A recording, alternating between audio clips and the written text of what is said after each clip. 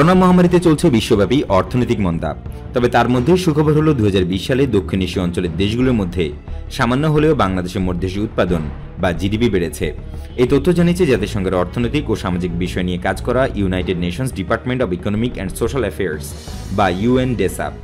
এতে বলা হয়েছে 2020 সালে বাংলাদেশের জিডিপি বেড়ে 0.5% দাঁড়িয়েছে।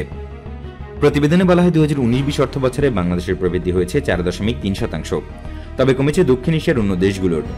ভারতের জিডিপি কমে হয়েছে 5.7%, পাকিস্তানের 1.2% আর নেপালের 0.5%।